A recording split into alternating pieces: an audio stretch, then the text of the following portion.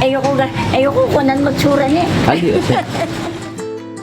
Meet Apung Salud. Apung Salud survived the horrors of World War II, and she reminds me a lot of my late grandma, Lola Fely. Today, Apung Salud barely makes a living selling cigarettes and other items in her Sari Sari store.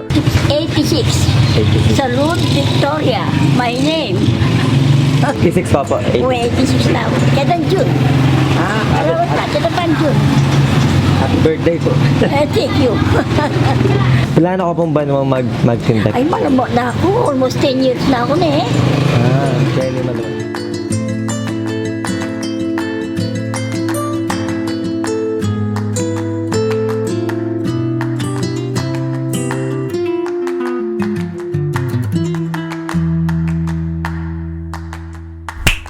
Mabuhay or in Kapampangan, luwid kayo. If you remember, last year on Season 1 of At Home and Abroad, I spent an entire afternoon driving around my hometown in Angeles City, Philippines, with a young, hard-working jeepney driver named Benny.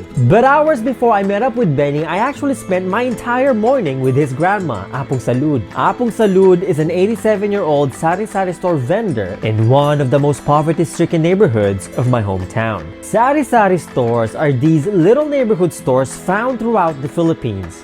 The word Sari Sari itself literally means a variety.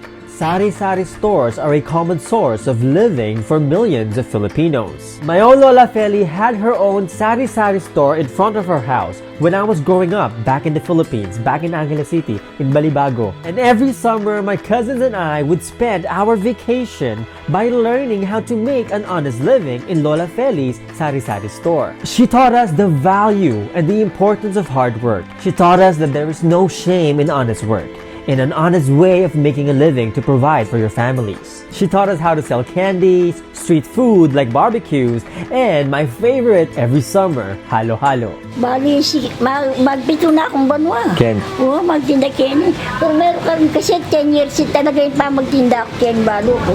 O na yung primero kita ako lang pagpakanyan.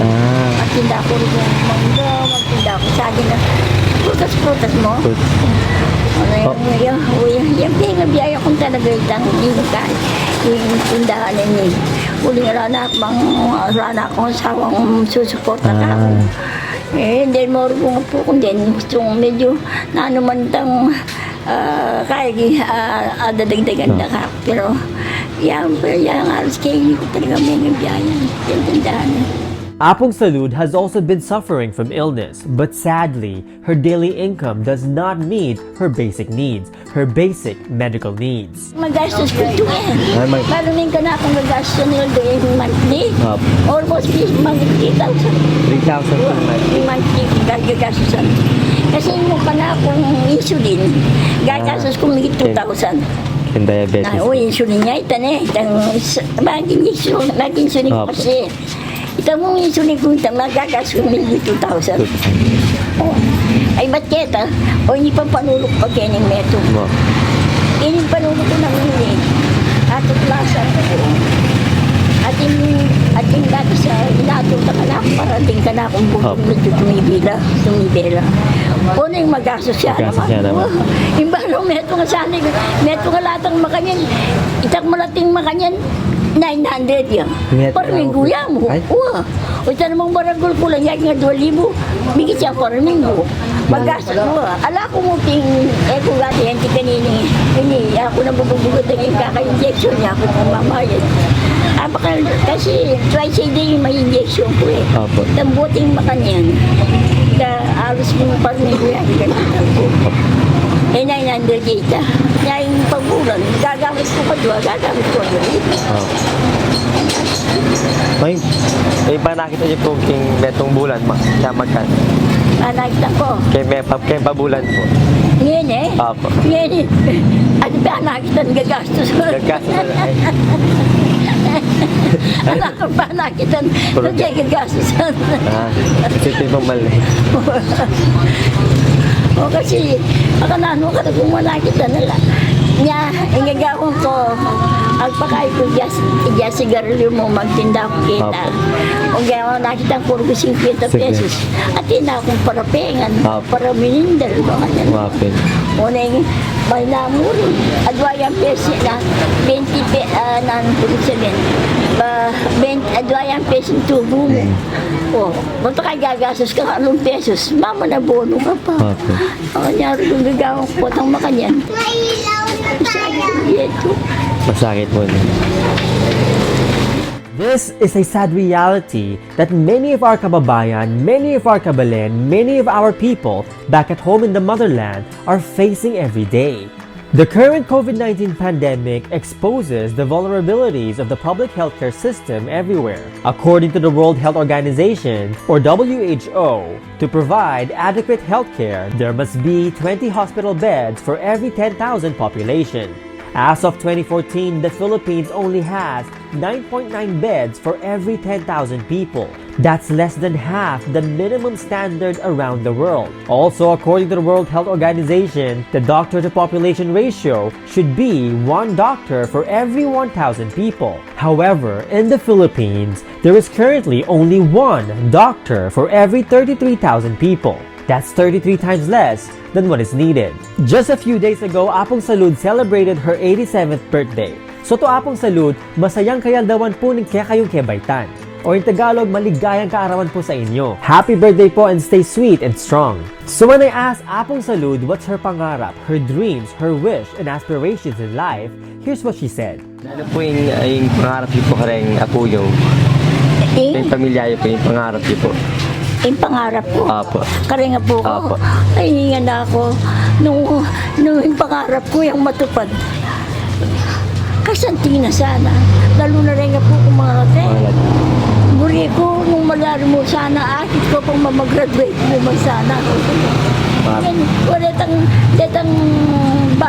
mga itaga 10 years. Mo yung pangalan na nila. Ay, yan. Pangarap ko talagang akit kayo mag-graduate uling medyo matalino na rin po ko. Yung mga talino na. Ulit nga po kung meto nga halos po kayo na nga. Honor lang nga. Anya nung malari mo sa ako. Pagpulubala ko. Yan yung Diyos. Sana naman ako yang ayan din lati-lati kung din yan din yung akit kong mag-graduate. Okay. Talino lang po. Tingin po ko mga talino. Like I've mentioned earlier, Apung Salud reminds me a lot of my own Lola Fely. It reminds me of how amazing, caring, sweet, and resilient our grandmothers are. It makes me miss my own grandmother so much. My own Lola Fely up in heaven and my Grandma Sol in LA. So to my grandma in LA, if you're watching this, I really miss you and I love you so much. We hope to see you soon. We hope to be able to visit LA soon. So to everyone out there, if you can, please hug your grandmothers for me. Please hug them tight and show them how much you love them.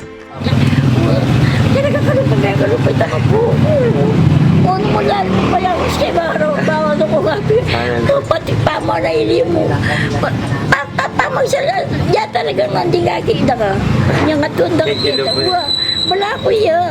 Yan eh, origin po si Kichan mo maganyan eh. So for those who are new to my channel, this At Home and Abroad series is where I share about my own experiences, my reflections about the people I've met and the places I've visited. Through this, I hope to inspire many of us by sharing stories of people from all walks of life, from back at home in the motherland and abroad across the globe. So if you want to help me make more videos like this, if you want to help me share more stories about our people, about our histories, and about our culture, check out the links down below for the many ways you can support. Not just myself, but more importantly, check out the links below for resources on how you can support the most vulnerable in our communities. And if you have the capacity, the financial capacity, please be my patron or get a copy of my book, The Apung Salámat. See you next time, or in Tagalog kita kits and in Kapampangan, Nikitix.